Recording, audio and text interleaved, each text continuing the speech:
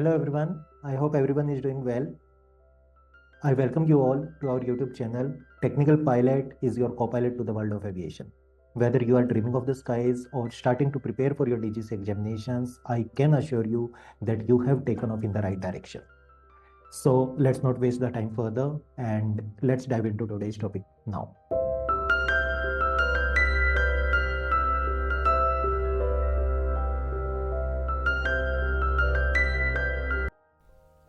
Landings की बात करते हैं.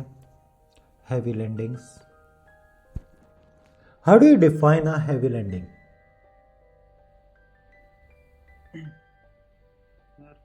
लैंडिंग मास जितना डिस्क्राइब्ड है उससे ज़्यादा मास के साथ हम लैंड करें. ठीक है, जो भी आपका मैक्सिमम लैंडिंग मास है, if the mass of the aircraft is more than maximum landing mass, then when the aircraft will be coming for landing, right, it will be defined as heavy landing. Or if my mass is within maximum landing mass, तब भी हो सकती है heavy landing. हाँ, कैसे? बहुत high speed से land करें तो The deceleration rate or the descent rate of the aircraft is very high, isn't it? बहुत ज्यादा स्पीड से आके आप टच डाउन कर रहे हो, that is defined as heavy landing. क्योंकि ये केस ना बहुत ही रेयरली होता है, ये केस नहीं होता. Mass is more than maximum landing mass. कम कर सकता हूं मैं अगर है तो. कैसे कम करते हैं इन एयर मास को? हरवा फ्यूल डंपिंग कर देते हैं, जिसको हम बोलते हैं fuel jettisoning, right. Fuel jettisoning, fuel dump कर देते हैं, फ्यूल फेंक देते हैं बाहर हवा में, right. If the rate of descent is very high, then it can lead to heavy landing. क्या प्रॉब्लम क्या है हैवी लैंडिंग से? लैंडिंग गियर टूट सकता है भाई. Landing gear is design to handle a certain amount of load, right. एक particular load handle कर सकता है ये, corresponding to a particular weight and a particular descent velocity. अगर आपका वेट इससे ज़्यादा है या फिर आपकी डिसेंट रेट, आपकी स्पीड ज़्यादा है, तो क्या होगा? It will be defined as heavy landing. Landing gear पे शॉक्स ज़्यादा होंगे. मैक्सिमम कितनी होनी चाहिए? 10 फीट पर सेकेंड और 3.15 metre per second at maximum structure landing mass.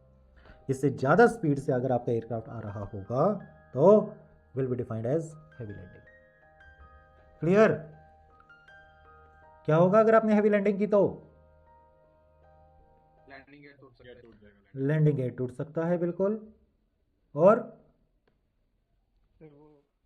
System like fuselage वगैरह में डेंट, क्रैक्स, आग लग फ्यूजलाज में क्रैक्स प्रोड्यूस हो सकते हैं on the lower side of the fuselage. आपका प्रेशर बल्क हेड, याद है प्रेशर बल्क हेड? वो टूट सकता है, राइट. हैवी लैंडिंग के टाइम पे नोज लैंडिंग गियर टूट सकता है.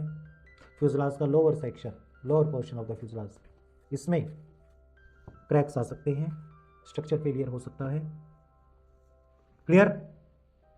और लाइसेंस सस्पेंड हो सकता है. 3.15 मीटर पर सेकंड एट MSLM लिखा है ना सर?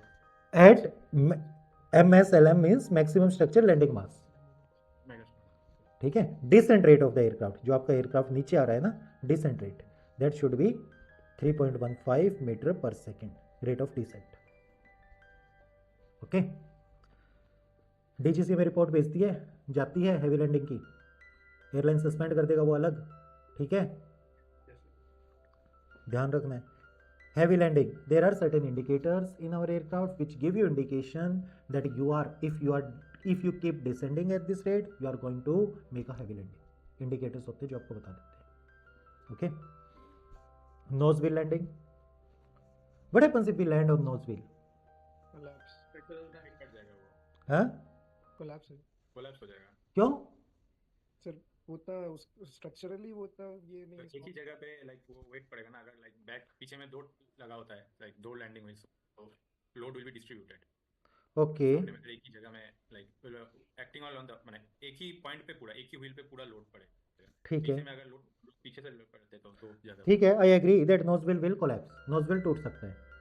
यार ये तो आपके ऊपर डिपेंड कर रहा है ना कि वो टूटता है कि नहीं टूटता। जब आपने एयरक्राफ्ट को मैन्युफैक्चर किया तो आपने नोजविल को ऐसा क्यों नहीं डिज़ाइन किया कि it can sustain the load, या फिर फ्यूजलाज पे 2 लैंडिंग गियर क्यों नहीं लगाया आपने सामने की तरफ, अगर आप नोजविल पे लैंडिंग करना चाहते थे।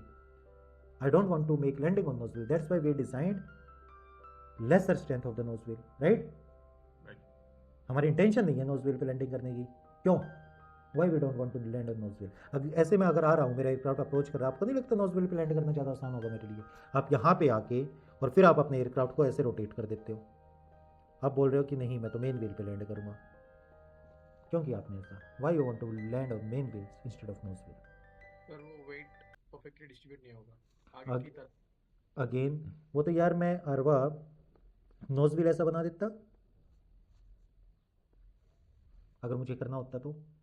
My question to you is why aircraft is not designed to land on nose wheel?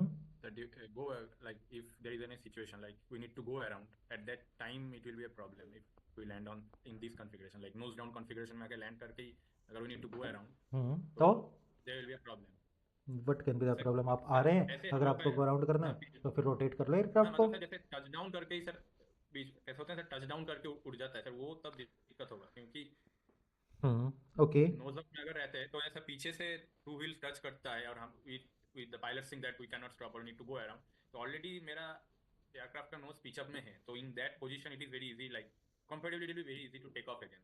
Okay sir एक मोमेंट आर्म वाली बात, क्या मोमेंट आर्म? क्योंकि सर अगर सेंटर ऑफ ग्रेविटी तो मतलब रेयर पीछे रहती है ना, तो सर उस हिसाब से आगे लगा देंगे तो मोमेंट आर्म बढ़ जाएगा, मोमेंट से ज़्यादा सर मतलब हाँ एक्सेस मोमेंट मिलेगा ना, उसकी ज़रूरत नहीं। लिफ्ट फॉर्मूला यार कितनी बार बताएं आपको? When you are coming for landing, you need to produce the same lift equal to weight until the point of touchdown. Right? And at the time of approach, when you are very close to the runway, the velocity is very less. You want to touch down at a very low speed as possible, ताकि मैं aircraft को कम distance में रोक पाऊँ। कम से कम speed पे touch down करने के लिए CL मुझे ज़्यादा से ज़्यादा चाहिए। जब मैं नोज व्हील पे टच डाउन करने जा रहा हूँ तो एंगल ऑफ अटैक तो कम हो गया, CL तो कम हो गया। आई वॉन्ट हाई CL, समझ गए?